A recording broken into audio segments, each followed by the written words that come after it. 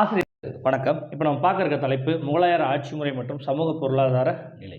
Old 12th புக்லேயும் சரி old 11th புக்லேயும் சரி, இப்போ இருக்கிற நியூ 11th புக்லேயும் சரி, சமூக பொருளாதாரம் ஆட்சி முறைகளை பற்றி ஏகப்பட்ட விஷயங்கள் கொடுக்கப்பட்டிருக்கு. அதில் விடுபட்ட விஷயங்களை மட்டும்தான் நம்ம மெட்டீரியல் இங்கே ஆட் பண்ணியிருக்கோம். ஸோ இதில் பேசிக்கான பாயிண்ட்ஸை தாண்டி ஸ்கூல் புக்ஸில் இருக்க பாயிண்ட்ஸோடு சேர்த்து நீங்கள் என்ன பண்ணிங்க, இந்த டாபிக்ஸை படிச்சுக்கிட்டிங்கன்னா ரொம்ப யூஸ்ஃபுல்லாக இருக்கும். முகலாய ஆட்சி முறை மற்றும் சமூக பொருளாதார நிலையை பற்றி தெரிஞ்சுக்கிறதுல ரொம்ப முக்கியமான நூலாக இருக்கிறது எது அப்படின்னு பார்த்தீங்கன்னா அபுல் பாசலினுடைய அயனி அக்பரியும், அதே சமயத்தில் முகமது கான் என்பவர் எழுதிய இக்பால் நாமா ஜஹாங்கீர் என்ற நூலும் அயல் நாட்டவருடைய குறிப்புகளும் ரொம்ப முக்கியத்துவம் வாய்ந்ததாக இருக்குது. அரசர் தான் முக்கியமாக இருந்தார். அதில் வல்லாட்சி முறை பின்பற்றப்பட்டது. வல்லாட்சி முறை மீன்ஸ் அரசர் என்ன சொல்கிறாரோ அதை அப்படியே ஃபாலோ பண்ணணுன்ற அடிப்படையில் தான் வல்லாட்சி முறைன்னு சொல்லப்படுது. மேலும் நிலமானிய முறையின் அடிப்படையில் தான் நிர்வாகம் அமைந்திருந்தது. தொரோகாய் தர்ஷன் முறை என்பது பின்பற்றப்பட்டது. அதே சமயத்தில் வாரிசுரிமை சண்டை அப்படின்றது பார்த்தோம் அப்படின்னா அக்பருடைய காலத்துக்கு பின்னாடி மிகப்பெரிய அளவில் இருந்ததாகவே சொல்லப்படுது. இராணுவ வலிமையை நம்பியே முகலாயர் ஆட்சி முறை நடைபெற்றதாக சொல்கிறாங்க. நிர்வாகத்தை பொறுத்த வரைக்கும் எடுத்துக்கிட்டோம் அப்படின்னு பார்த்தோம்னா திவான் அல்லது வசீர் என்ற பிரதம அமைச்சர் அல்லது முதன்மை அமைச்சர் முக்கியமான பொறுப்பில் இருந்தார். மீர் பக்ஷி என்பவர் அரசு வீரர்களுக்கு அல்லது இராணுவ வீரர்களுக்கு சம்பள பட்டுவாடா செய்தவருடைய முக்கியமான பணியாக இருந்தது. கானி ஜாமன் என்பவருடைய பணி பார்த்திங்கன்னா அரண்மனையினுடைய துணைத் தலைவர், அரண்மனையுடைய நிர்வாகத்தை பார்த்துக்கொள்ள மாதிரி இருந்தது. இது அரண்மனை அளவில் மிகப்பெரிய அதிகாரம் படைத்ததாக சொல்லப்படுது. முக்தாசிப் அப்படின்றவங்க பார்த்தோம்னா குரான் படி மக்கள் வாழ்க்கை விதிகளை பின்பற்றுகின்றனரா என்பதை கவனிப்பதற்காக இந்த குழு அவுரங்கசீப் அமைத்ததாக சொல்கிறாங்க. அடுத்து தரோகா தாக் சவுக்கி அப்படின்றது பார்த்தோன்னா தபால் துறை மற்றும் உளவுத்துறை தலைவரை குறிக்கக்கூடிய துறையாகவும், முப்திகள் என்பவங்க முஸ்லீம் சட்டங்களுக்கு விளக்கம் கொடுத்தவர்களாகவும் கருதப்படுறாங்க.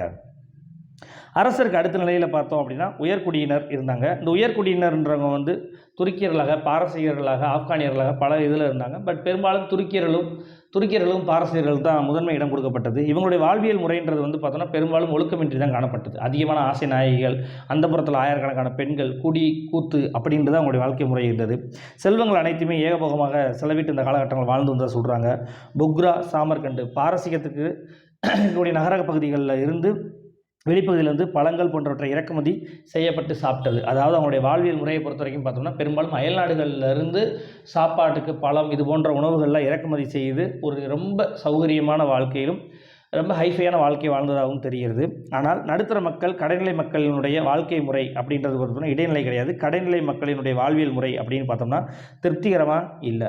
கொஞ்சம் அவங்களுடைய வாழ்க்கை வறுமை நிறைந்ததாகவே காணப்பட்டு இருந்தது. கலப்பு மனம் என்பது தடை செய்யப்பட்டு இருந்தது. இங்கே கலப்பு மனம்ன்றது எதை குறிக்குது அப்படின்னு பார்த்தீங்கன்னா இஸ்லாமியர்களுக்குள்ளே குறிக்குது.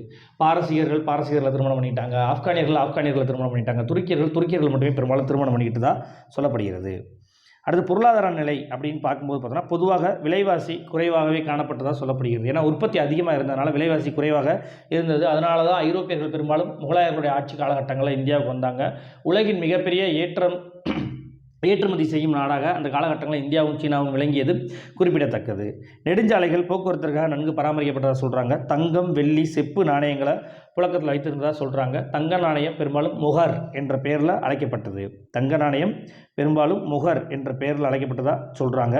ஸோ இது மட்டும் இல்லாமல் வெள்ளி, செப்பு நாணயங்கள் எந்த பேரில் அழைக்கப்பட்டதுன்றதை டெஸ்ட்டில் கொஸ்டினாக வைக்கலான் இருக்கேன். ஸோ அதை கொஞ்சம் ஜஸ்ட் ரெஃபர் பண்ணிக்கோங்க. அடுத்து அடிமை முறை நன்கு காணப்பட்டதாக சொல்லப்படுகிறது. அது மட்டும் இல்லாமல் தனி மனித சுதந்திரமும் நீதியும் இந்த காலகட்டங்களில் காணப்படவில்லை அப்படின்னு சொல்லப்படுது. அரசாங்கத்தினுடைய முக்கிய தொழிற்கூடங்கள் அல்லது தொழில் நகரங்களாக இருந்தது எது அப்படின்னா லாகூர், ஆக்ரா, பதேப்பூர், சிக்ரி, அகமதாபாத் போன்ற பகுதிகள் இருந்ததாக சொல்கிறாங்க. இங்கே ஏராளமான அரசாங்கத்திற்கான தொழிற்கூடங்களே இருந்ததாக சொல்கிறாங்க. அரசாங்கத்துடைய தொழிற்கூடங்களை கர்கானாக்கள் அப்படின்னு சொல்லுவாங்க. மேலும் டாக்கா நகரத்தில் மஸ்லின் துணி உற்பத்தி அந்த காலகட்டங்களில் உலக அளவில் புகழ்பெற்று விளங்கியதாக ஏற்றுமதி செய்யப்பட்ட முக்கிய பொருளாக அது காணப்பட்டது. லாகூர் முக்கியமான வணிக வழிபாதையில் அமைந்ததுனால முக்கியமான வணிக நகரமாக அந்த காலகட்டங்களில் காணப்பட்டது. 1605 காலகட்டங்களில் புகையிலை பயிரிடுவது என்பது வழக்கத்திற்கு வந்ததாக சொல்கிறாங்க. ஜஹாங்கீருடைய பீரியடில் வந்ததாக சொல்கிறாங்க. அடுத்ததாக முகலாயர்கள் காலகட்டம் என்னதான் மிகப்பெரிய செல்வாக்கு மிக்க செல்வ செழிப்பு மிக்க ஆட்சி காலமாக விளங்கினாலும் கூட அரசர்களும் உயர்குடியினரும் பெரும் முதலாளிகள் தான் அவ்வளோ சொகுசான வாழ்க்கையை வாழ்ந்தாங்க. ஸோ அதனால் அவ்வப்போது சில பஞ்சங்களும் ஏற்பட்டு அடித்தட்டு மக்கள் மிகப்பெரிய அளவில் பாதிப்படைஞ்சாங்கன்னு தான் சொல்லணும். 2019 காலகட்டங்களில் அதை பேஸ் பண்ணி என்ன பண்ணாங்க, வினாக்கள் கேட்டிருந்தாங்க. 1555 1556 காலகட்டங்களில் ஆக்ரா, பயானா மற்றும் டெல்லியிலையும் என்ன பண்ணது அப்படின்னா மிகப்பெரிய பஞ்சம் ஏற்பட்டதாக சொல்கிறாங்க. 1773 1774 காலகட்டங்களில் குஜராத்லேயும் பஞ்சம் ஏற்பட்டது. 1616 ஜஹாங்கீரோட பீரியடில் பிளேக் நோய் பரவியது. 1630-31 தக்கான மற்றும் குஜராத் பகுதியில் மிகப்பெரிய பஞ்சம் ஏற்பட்டது. இந்த பஞ்சத்தினுடைய கொடூரம் எந்த அளவு இருந்ததுன்னா இப்போ இருக்க ஸ்கூல் புக்கில் அழகாக டிஸ்கிரைப் பண்ணியிருப்பாங்க. ஒரு கோட்டைக்கு வெளியே ஒரு கழுதை மட்டும் வருது, அந்த கழுதையின் மீது எல்லாருமே விழுந்து என்ன பண்ணுறாங்க, பச்சையாகவே அது உயிரோடு அடித்து சாப்பிட்டாங்க. அந்த அளவுக்கு பசியும் பட்டினியும் அந்த காலகட்டங்களில் தக்கான மற்றும் குஜராத்தில் இருந்தால் சொல்கிறாங்க. மேலும் 1646 காலகட்டங்களில் சென்னை பகுதியில் மிகப்பெரிய பஞ்சம் மேற்கொள்ளப்பட்டதாகவும் சொல்லப்படுகிறது.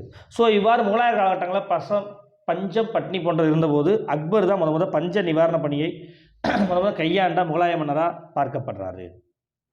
அடுத்து கல்வின்னு பார்க்கும்போது ஷெர்ஷாவினுடைய பீரியடில் புராணங்களாவில் நூலகம் இருந்ததாகவும் அக்பர் பதேபூர் சிக்ரி ஆக்ராவில் கல்லூரி நிறுவியதாகவும் ஷாஜஹான் தாருல் பஹா என்று அழைக்கப்பட்ட ஒரு கல்லூரியை பழுது பார்த்ததாகவும் சொல்கிறாங்க. பட் அது எந்த பிளேஸில் இருந்துச்சுன்றதை புத்தகத்தில் பெரிய அளவில் சொல்லலை. ஜெபுனிசாவிடம் ஒரு மிகப்பெரிய நூல் நிலையமே இருந்ததாக சொல்லப்படுகிறது. அவுரங்கசீப்போட பொண்ணு தான் இந்த ஜெபுனிசா. மேலும் இவர்களை பற்றி அறிந்து கொள்ள சான்றுகளாக விளங்கக்கூடிய முக்கியமான இலக்கிய மற்றும் அயல்நாட்டவர்களுடைய குறிப்புகள் அப்படின்ற அடிப்படையில் பார்த்தோம் அப்படின்னா, ஃபஸ்ட்டு அக்பர் நாமா. அக்பரை பாட்டுடைய தலைவன் போல் வைத்து எழுதப்பட்ட நூல் தான் இது. அக்பருடைய ஆட்சி முறை பற்றி அபுல் ஃபசல் ரொம்ப தெளிவாகவே என்ன பண்ணியிருக்க அந்த நூலில் விளக்கியிருக்காரு. இந்த அக்பர் நாமாவினுடைய இறுதி இணைப்பு தான் ஐஎன்இ அக்பரி. ஸோ அதோடைய ஒரு இணைப்பு பகுதி தான் சொல்லப்படுது. அபுல் ஃபசல் பாரசீக மொழியில் 1595 இந்த அக்பர் நாமாவோட இணைத்து எழுதப்பட்டதாக சொல்கிறாங்க. 16ஆம் நூற்றாண்டுடைய புள்ளி விவரங்களோடு குறிப்புகள் இதில் கூறப்பட்டதாக சொல்கிறாங்க. அது என்ன புள்ளி விவரங்கள் அப்படின்னு பார்த்தோம்னா, 2016 செட் எக்ஸாம் எழுத போகிறோம்.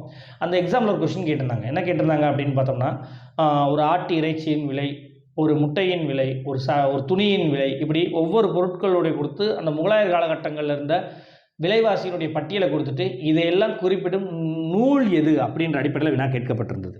ஸோ இப்படி ஒரு டேட்டா கொடுத்து இது எதில் இடம்பெறுது அப்படின்னா ஐஎன்இ அக்பரியில் தான். அது அக்பருடைய பீரியடில் இருந்த பொருட்களினுடைய விலைப்பட்டியல், விலைவாசி பட்டியல், அதனுடைய விற்பனை நிலையம், இது போன்ற விஷயங்களை பற்றிலாம் ரொம்ப டீட்டெயில்டாகவே எக்ஸ்பிளைன் பண்ணி சொன்னதாக சொல்கிறாங்க.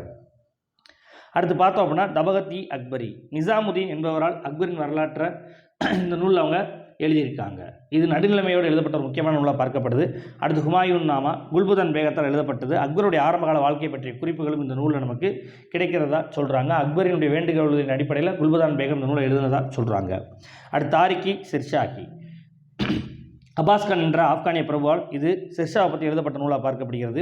அதே சமயத்தில் துவாரிக்-இ தௌலத்-இ ஷெர்ஷாஹி என்ற நூல் ஆப்கானிய மொழியில் ஷெர்ஷாவின் நண்பரான ஹாசன் அலி என்பவரால் அந்த நூல் எழுதப்பட்டதாக சொல்கிறாங்க. அடுத்து தாரிக்-இ ஹுமாயூன். ஹுமாயூனுடைய பணியாளரான நீர் சுமப்பவரான ஜவுஹர் என்பவரிடமிருந்து அக்பரோட விருப்பப்படி 1589 இந்த நூல் எழுதப்பட்டதாக சொல்லப்படுகிறது. அடுத்ததாக பார்த்தோம் அப்படின்னா தாரிக்-இ பெரிஸ்டா, ரொம்ப முக்கியமான ஒரு நபர். பெரிஸ்டா என்பவரால் இந்த நூல் இயற்றப்பட்டதாக சொல்கிறாங்க. 16ஆம் நூற்றாண்டில் தென்னிந்திய செய்திகளை பற்றி அறிய இந்த நூல் பயன்படுவதாகவும் சொல்லப்படுகிறது. இந்த நூலை எழுதுவதற்கு அவர் மகாபாரதம் போன்ற பண்டைய கால புராண இதிகாசங்களை பயன்படுத்தியதாகவும் சொல்லப்படுறாங்க. ஸோ இந்த பெரிஸ்டா பார்த்தோம் அப்படின்னா தக்கான சுல்தானியங்களில் பாமினி அரசு வீழ்ச்சி இருந்ததுக்கப்புறம் தக்கான சுல்தானியங்களில் வாழ்ந்த ஒரு முக்கிய நபராக பார்க்கப்படுறாரு. அதற்கடுத்ததாக பார்த்தோம் அப்படின்னு இது மேற்கொண்டு பார்த்தது எல்லாமே இந்தியாவில் இருந்த இலக்கியவாதிகளால் எழுதப்பட்டது. அதற்கடுத்ததாக அயல் நாட்டவருடைய குறிப்புன்னு பார்க்கும்போது டூஜாரிக் பாதிரியாரின் நூல். இவர் பிரான்ஸ் நாட்டினுடைய ஒரு வரலாற்று அறிஞராக கருதப்படுறாரு. ஆனால் போர்ச்சுகீசியர்கள் கத்தோலிக்க மதத்தை சார்ந்தவர்கள், பிரான்ஸ் நாடு கத்தோலிக்க மதத்தை சார்ந்தது. ஸோ இந்த அடிப்படையில் கத்தோலிக்க மதத்தை பரப்புவதன் பின்னணியில் அவர் கோவாவுக்கு வந்ததாக சொல்லப்படுறாங்க. அந்த பின்னணியில் தான் 1611 ஜெசுட் பாதிரியார்கள் 3 தடவை அக்பருடைய அவைக்கு குழு அனுப்பியிருப்பாங்க. ஸோ அந்த அடிப்படையில் அந்த குழுவினுடைய வருகை, அவங்க எந்த விஷயங்களை முகலாயர்களோடு விவாதித்தாங்கன்றதை பற்றி மிகப்பெரிய அளவில் ஆய்வு செஞ்சு இது ஒரு நூலாக எழுதியதாக சொல்கிறாங்க. அடுத்ததாக பார்த்தா ரொம்ப ரொம்ப முக்கியமான 2 குறிப்பு இருக்குது. ஒன்று ரால்ஃப் ஃபிட்ச், இன்னொன்று ஜான் மில்டன் ஹால். இந்த 2 பேருடைய குறிப்புகளை பின்னணியாக வைத்து தான் இந்தியாவிற்கு ஆங்கில கிழக்கிந்திய கம்பெனியை சார்ந்தவர்கள் வருகை இருந்தாங்க. ஸோ அதன் முன்னோட்டமாக 1585 ஆக்ரா மற்றும் பதேபூர் சிக்ரியை நேரில் கண்டு இந்த ஆங்கிலேயத்தினுடைய குறிப்புகளில் பதிவு பண்ணி வச்சிருக்காரு. ஜான் மில்டன் ஹால் என்ற ஒரு ஆங்கிலேய அணியர் இந்த இவரோட கடித போக்குவரத்து ரொம்ப முக்கியமாக பார்க்கப்படுது. ஏன் அப்படின்னா 1603 1606 வரை ஆக்ராவிலே இருந்து என்ன பண்ணியிருக்காரு, தன்னுடைய குறிப்புகள் மூலமாக அன்றைய முகலாய சாம்ராஜ்யத்தின் மிகப்பெரிய தூணாக விளங்கிய அக்பருடைய ஆட்சி காலத்தை பற்றி தான் ரால்ஃப் ஃபிட்ச் மற்றும் ஜான் மில்டன் ஹால் போன்றவங்க குறிப்புகளாக எழுதினாங்க. ஸோ இதெல்லாம் பார்த்து தான் அந்த ஆங்கில கிழக்கிந்திய கம்பெனி தோற்றுவிக்கப்பட்டதன் பின் எவ்வாறு இந்தியா வியாபாரம் பெற அனுமதி பெறணுன்றதற்கு இது ஒரு வழிகாட்டியாக விளங்கியதாக சொல்லப்படுகிறது. அடுத்ததாக பார்த்தோம்னா துசுக்கி ஜஹாங்கீரி. துசுக்கி பாபரி வந்து பார்த்தோம்னா சகடாய் துருக்கிய மொழியில் எழுதப்பட்டிருக்கும். பட் துசுக்கி ஜஹாங்கீரி வந்து பார்த்தோம்னா பாரசீக மொழியில் எழுதப்பட்ட ஒரு நூல். ஜஹாங்கீருடைய வாழ்வியல் வரலாறை தானே எழுதிய நூலாக இது பார்க்கப்படுது. அடுத்து இக்பால் நாமா இ ஜஹாங்கீரி என்ற நூல் வந்து பார்த்தோம் அப்படின்னா முகமது கான் என்பவரால் எழுதப்பட்டதாக சொல்லப்படுகிறது. இது தைமூர் குலத்தவரை வரிசையாக கூறி தைமூர்லேருந்து தொடங்கி கடைசியாக ஷாஜஹான் வரை சொல்லப்படுவதாக இந்த நூல் விவரித்து செல்கிறது. அதற்கடுத்ததாக பார்த்தோம் அப்படின்னா பாதுஷா நாமா. பாதுஷா நாமான்றது வந்து பார்த்தா ஷாஜஹானை பற்றி சொல்லக்கூடிய நூல். அப்துல் ஹமீது லகோரி இதனுடைய ஆசிரியராக பார்க்கப்படுறாரு. ஆரம்பத்தில் ஷாஜஹானுடைய ஆட்சி காலமான 1628 1648 காலகட்டங்கள் வரை இந்த நூல் தன்னுடைய செய்திகளை பதிவு பண்ணி வச்சுருக்கதா சொல்கிறாங்க. சரிங்களா? இது 1628 வராது, 1638 வரணும். 1638 1648 என்ற முதல் 10 ஆண்டு கால ஆட்சியை பற்றி ரொம்ப டீட்டெயில்டாக சொல்லியிருக்கும். அதற்கடுத்ததாக பார்த்தோம் அப்படின்னா வாரிஸ் என்பவர் ஷாஜஹானுடைய கடைசி 10 ஆண்டுகளான 1648 1658 வரை கடைசி 10 ஆண்டு கால ஆட்சியை பற்றி இது தெளிவாக எடுத்து சொல்கிறாங்க. இவ்வாறு ஷாஜஹானுடைய வரலாறை பாதுஷா நாமா என்ற பெயரில் அப்துல் ஹமீது லகோரி எழுதி தொடங்கி வைக்கிறாரு. இதனுடைய பின்னணியில் 20 ஆண்டுகால வரலாறு இதன் மூலம் நம்ம தெரிஞ்சுக்கிறோம். அடுத்து ஷாஜஹான் நாமா. ஷாஜஹான் மொத்தம் 30 ஆண்டு காலம் ஆட்சி செய்திருப்பார். அதை பற்றி முழுமையாக கூறக்கூடிய நூல் எது அப்படின்னு பார்த்தோம்னா இனையத் கான் என்பவரால் எழுதப்பட்ட ஷாஜஹான் நாமா. இனையத் கான் என்பவரால் எழுதப்பட்ட ஷாஜஹான் நாமா ஷாஜஹானை பற்றி சொல்லக்கூடிய மிக முக்கியமான சான்றாக பார்க்கப்படுது. ப்ரீவியஸ் டிஆர்பி கொஸ்டினில் பொறுத்து அடிப்படையில் அதை வினாவாக கேட்டிருக்காங்க. அடுத்ததாக பார்த்தோம் அப்படின்னா ஆலம்கீர் நாமா. இந்த நூலை எழுதியவர் காசிம் என்பவர் ஆவார். இந்த நூலில் வந்து பார்த்தீங்க அப்படின்னா அவுரங்கசீப்புடைய முதல் 10 ஆண்டுகள் ஆட்சியை பற்றி ரொம்ப தெளிவாக சொல்லப்படுகிறது. இந்த நூலை எழுதணும்னு சொல்லி அவுரங்கசீப்பை விருப்பப்பட்டு கேட்டதாகவும் சொல்லப்படுகிறது. அதற்கடுத்ததாக பார்த்தோம் அப்படின்னா மாசிர் ஆலம்கீர். நசிரி கிடையாது, மாசிரி, ஸ்பெல்லிங் மிஸ்டேக் விட்டுருக்காங்க. மாசிரி ஆலம்கீர் என்ற நூல் மஸ்தாயித் கான் என்பவரால் எழுதப்பட்டதாக சொல்லப்படுகிறது. 1710 ஆண்டிற்கு பின் இருந்த ஆட்சி முறைகளை பற்றி இது ரொம்ப டீட்டெயில்டாக சொல்லுது. பர்டிகுலராக பிற்கால முகலாயர் ஆட்சி, அவுரங்கசீப்போட ஆட்சிக்கு அடுத்து வந்த நிலவரத்தை பற்றி இந்த நூல் சொல்கிறாங்க. அடுத்ததாக பார்த்தோம் அப்படின்னா மந்தஹப் உல் லாப் அப்படின்ற நூலை காபிகான் என்பவர் எழுதியிருக்காரு. இது பாபர் முதல் 1733 ஆண்டு வரை ஆட்சி செய்த முகமது ஷாவினுடைய ஆட்சி காலகட்டம் வரை, முகமது ஷாவினுடைய காலம் வரை இந்த நூல் விவரித்து சொல்கிறாங்க. அதுக்கப்புறமா பார்த்தோம் அப்படின்னா ஆங்கில கிழக்கிந்திய கம்பெனியின் சார்பாக இந்தியாவிற்கு வந்த வில்லியம் ஹாக்கின்ஸ் 1609 1611 வரை ஏறத்தாழ 3 ஆண்டு காலம் ஜஹாங்கீரோட ஆட்சியில் தங்கியிருப்பார். இங்கிலாந்து நாட்டு மன்னர் முதலாம் ஜேம்ஸிடம் வந்து தூதுவராக ஆங்கில கிழக்கிந்திய கம்பெனி இந்தியாவில் வியாபாரம் செய்ய அனுமதி பெறுவதற்காக இவர் அனுப்பப்பட்டிருப்பார். ஸோ இவ்வாறு வந்து 3 ஆண்டுகள் தங்கியவர் ஜஹாங்கீருடைய படையில் மன்சப்தாராக 400 குதிரைப்படை வீரர்களை கொண்ட மன்சப்தாரி முறை நடிப்பில் மன்சப்தாராக இவர் விளங்கியிருப்பார். மேலும் ஹாக்கின்ஸுக்கு அமெரிக்க பெண் கிடையாது, ஆர்மேனிய பெண். ஆனால் பல புத்தகங்களில் வந்து பார்த்தீங்க அப்படின்னா அமெரிக்க பெண்ணே கொடுத்துருப்பாங்க. அமெரிக்கா கிடையாது, ஆர்மேனிய பெண்ணை ஜஹாங்கீர் அவருக்கு திருமணம் செய்து வைத்ததாக சொல்கிறாங்க. அடுத்ததாக பார்த்தோம்னா சர் தாமஸ் ரோ 1615 1619 வரை இவருடைய காலகட்டமாக சொல்லப்படுகிறது. இவர் முதலாம் ஜேம்ஸோட தூதுவராகவே வந்திருப்பார். வில்லியம் எட்வர்ட் மற்றும் தாமஸ் ரோ என இருவரும் இணைந்து வந்திருப்பாங்க. வில்லியம் எட்வர்டை பற்றி வெளியே பெரிய அளவுக்கு யாருக்கும் தெரியலை, பட் தெரிஞ்சு வச்சுக்கோங்க. தாமஸ் ரோவினுடைய உதவியாளர் யார் அப்படின்னு பார்த்தீங்கன்னா டெர்ரி. ஸோ இந்த 3 முக்கியமான நபர்களும் இந்த காலகட்டங்களில் வருகை இவங்க தான் முழுமையாக கிழக்கிந்திய கம்பெனி வியாபாரம் செய்வதற்கான அனுமதியை பெற்றிருப்பாங்க. அடுத்ததாக பார்த்தோம் அப்படின்னா பேர்ல் சாரட் யார் அப்படின்னு பார்த்தோம்னா டச்சு நாட்டின் சார்பாக இந்தியாவிற்கு வந்தவர். 1620 1627 வரை முகலாயர்கள் பற்றிய குறிப்புகளை தந்திருக்காரு. அடுத்து தவார்னியர் 1641 1666 காலகட்டங்களில் இந்தியாவிற்கு வந்தவர். பிரெஞ்சு நாட்டை சார்ந்த வணிகர். மொத்தம் 5 முறை அவர் இந்தியா வந்ததாக சொல்லப்படுகிறது. 10 ஆண்டுகள் இவர் இந்தியாவிலேயே தங்கியிருந்திருக்காரு. அடுத்ததாக பார்த்தோம் அப்படின்னா பெர்னியருடைய இந்த இந்தியாவில் இந்த காலகட்டம்னு பார்த்தோம்னா 1658 1667 வரை. சரிங்களா? ஸோ இவர் ஒரு பிரெஞ்சு நாட்டுக்காரர், இவர் ஒரு மருத்துவர் என்பது கூட ஏற்கனவே பார்த்துருந்தோம். ஸோ முகலாயர் ஆட்சி பற்றிய கால்பர்ச்சுக்கு இவர் எழுதிய கடிதம் முக்கிய குறிப்புகளாக பார்க்கப்படுகிறது. அடுத்ததாக பார்த்தோம் அப்படின்னா மனுச்சி 1656 1717 வெனிஸ் நகர பயணி. தாராசுகோவினுடைய ஒரு பீரங்கிப்படை அதிகாரியாகவும் இவர் சில காலகட்டங்கள் தங்கி பணியாற்றியது மிக குறிப்பிடத்தக்கது. 2017 டிஆர்பி கொஸ்டினில் அதை கேட்டிருப்பாங்க. இவருடைய குறிப்புகளை வந்து ஸ்டோரி டு மொஹர் என்ற நூலாக தொகுக்கப்பட்டு வெளியிடப்பட்டதாக சொல்கிறாங்க. அடுத்ததாக பார்த்தோம் அப்படின்னா கரேரி என்ற நேபிள்ஸ் நகர வழக்கறிஞர். இது இத்தாலியில் கூடிய ஒரு நகரம் தான். அவுரங்கசீப் காலத்தில் இந்தியாவிற்கு வந்ததாக சொல்லப்படுகிறது. இந்த அயல்நாட்டு பயணிகளை பொறுத்த வரைக்கும் இதில் இருக்க டேட்டாவை தாண்டி பெரிய அளவில் வினாக்கள் கேட்க வாய்ப்புகள் இல்லை. ஸோ அதனால் இந்த டேட்டாஸை கொஞ்சம் நல்லா தரமாக மனப்பாடம் பண்ணிக்கங்க. அடுத்து கட்டிடக்கலைன்னு பார்க்கும்போது 2 கட்டிடங்களை மட்டுமே பாபர் கட்டியதாக சொல்கிறாங்க. ஒரு சிலர் இல்லை 4 கட்டிடங்களை கட்டினதாக சொல்கிறாங்க. ஆனால் மெஜாரிட்டியான பீப்புள்ஸ் 2 கட்டிடங்கள் தான் கட்டினதாக சொல்லப்படுது. அது பானிபட் நகரில் உள்ள காபுலிபாக் மசூதின்றதும் சாம்பல் நகரில் உள்ள ஜும்மா மசூதியும் பாபருடைய காலத்தில் கட்டப்பட்டதாக சொல்கிறாங்க. ஹுமாயூன் காலத்தை பொறுத்த வரைக்கும் தீன்பனா என்ற நகரமும் தீன்பனா கோட்டை முக்கியமாக பார்க்கப்படுகிறது. தீன்பனா என்றால் புவியின் புகலிடம் என்று பொருள் உள்ளதாக சொல்லப்படுகிறது. அதே மாதிரி ஹுமாயூனுடைய கல்லறை மாடம் அவருடைய மனைவியான ஆசி பேகம் என்பவரால் கட்டப்பட்டதாக சொல்லப்படுது. ஆசி பேகம் தொடங்கி அக்பருடைய காலகட்டத்தில் கட்டி முடிக்கப்பட்டதாகவும் சொல்லப்படுகிறது. அடுத்து அக்பருடைய காலகட்டங்களில் பார்த்தோம்னா ஆக்ராவில் செங்கோட்டை கட்டினார் யமுனை நதிக்கரையில் 1565 காலகட்டங்கள்லேருந்து 1573, 1565லேருந்து 1573 காலகட்டங்களில் கட்டினார். 1983 யுனெஸ்கோ என்ன பண்ணுச்சு அப்படின்னு பார்த்தோன்னா அது உலகின் பாரம்பரிய சின்னமாக அறிவித்தது. அதற்கடுத்ததாக பார்த்தோம் அப்படின்னா டெல்லி தோரண வாயில் ஆக்ரா கோட்டையின் மேற்கு நுழைவாயிலில் கட்டப்பட்டது. அடுத்து லாகூர் கோட்டை, அலகாபாத் கோட்டை, அஜ்மீர் கோட்டை 1570 இது எல்லாமே அக்பர் காலகட்டங்களில் கட்டப்பட்டது. பதேபூர் சிக்ரின்ற நகரத்தை ஆக்ராவிலேருந்து 22 மைல் தொலைவில் அக்பருடைய காலகட்டத்தில் கட்டினாங்க. இந்த பதேபூர் சிக்ரி நகரம் 1569 1584 காலகட்டங்களில் அக்பருடைய தலைநகரமாக இது விளங்கியது. ஆனால் அங்கே குடிநீர் பற்றாக்குறை ஏற்பட்டதன் காரணமாக அவர் அந்த தலைநகரத்தை விட்டுட்டு என்ன பண்ணார், திரும்ப ஆக்ரா, டெல்லி, லாகூர் போன்ற பகுதிகளிலும் சில காலகட்டங்கள் தலைநகராக வச்சு ஆட்சி செய்தார். அடுத்து புலந்தர்வாசா அப்படின்ற நுழைவாயில் கட்டிடங்களில் பதேபூர் சிக்ரியில் ஜாமி மஸ்ஜித்துக்கு நுழைவாயிலாக கட்டியதாக சொல்லப்படுகிறது. ஒரு சிலர் இல்லை பதேபூர் சிக்ரிக்கே நுழைவாயிலாக கட்டியதாகவும் சொல்கிறாங்க. மேலும் ஷேக் சலீம் சிஸ்தியினுடைய கல்லறை பதேபூர் சிக்ரி நகரத்தில் தான் இருக்குது, அக்பரால் கட்டப்பட்டதாக சொல்லப்படுகிறது. அடுத்து ஜஹாங்கீர், அக்பருடைய கல்லறை மாடம் இவரால் தான் கட்டி முடிக்கப்பட்டது. சரிங்களா?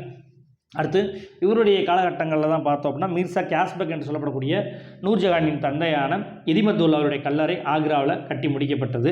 அதுக்கப்புறம் ஜஹாங்கீர் தன் கல்லறையை தானே கட்ட தொடங்கினார். ஆனால் முடிவு நூர்ஜஹானால் கட்டி முடிக்கப்பட்டதாக சொல்லப்படுகிறது.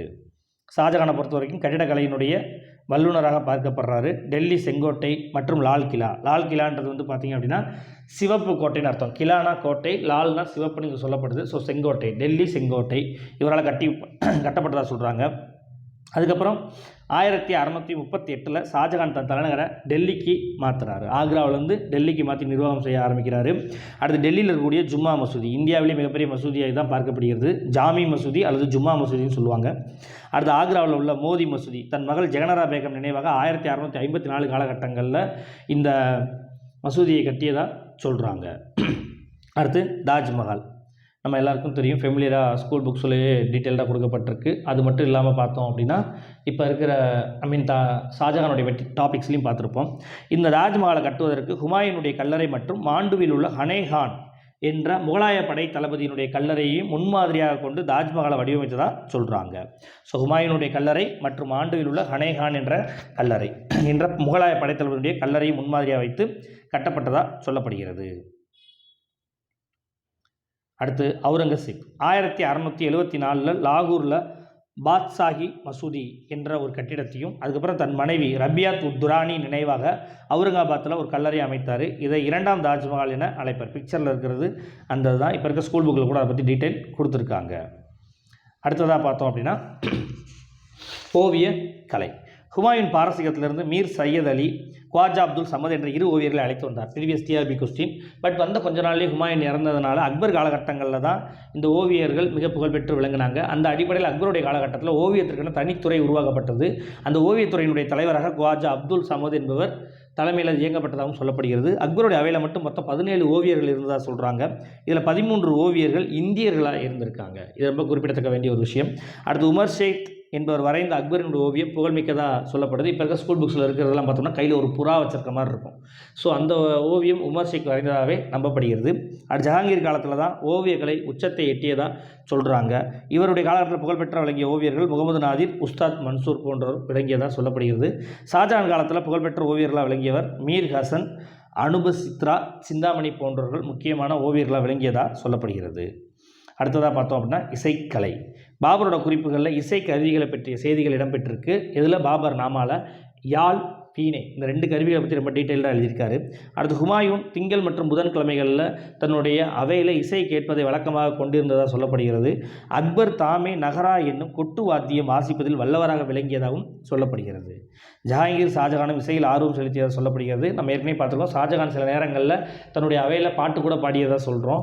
ஸோ ஷாஜகான் திவானி காஸ் என்ற பகுதியில் இசை கேட்பதை வழக்கமாக கொண்டிருந்ததாகவும் சொல்லப்படுகிறது. இந்த திவானி காஸ்ன்றதெல்லாம் வந்து பார்த்தோம் அப்படின்னா ஒவ்வொரு கோட்டைகள்லேயும் அக்பரும் சரி ஷாஜகானும் சரி, இப்போ எப்படி ஒரு வீடுன்னு இருந்தால் ஹாலு கிச்சனு பெட்ரூம்ன்றது காமனாக இருக்குமோ அதே மாதிரி தான் அக்பர் கட்டின கோட்டையிலையும் சரி, at the same time Shahjahan கட்டின கோட்டையிலையும் சரி திவானி காஸ் போன்ற கட்டிட பிரிவுகள் இடம்பெற்று இருக்கும். அது நிர்வாக வசதிக்காக அந்த பெயர்களில் அழைச்சிருப்பாங்க. சரிங்களா? ஸோ ஸ்கூல் புக்ஸில் இல்லாத டேட்டாவை மட்டும் கல்லூரி பாடப்புத்தகங்கள்லேருந்து ரெஃபர் பண்ணி இதில் நான் கொடுத்துருக்கேன். ஸோ ஸ்கூல் புக்கோட சேர்த்து படிக்கும்போது உங்களுக்கு முகலாய சமூக பொருளாதார ஆட்சி முறை, கலை, கட்டிடக்கலை, இலக்கியம் எல்லாமே இதிலேயே ஓவராலாக கவர் ஆகிடும். 100க்கு 90% இதை தாண்டி வினாக்கள் கேட்பதற்கு வாய்ப்புகள் ரொம்ப ரொம்ப குறைவு. நன்றி.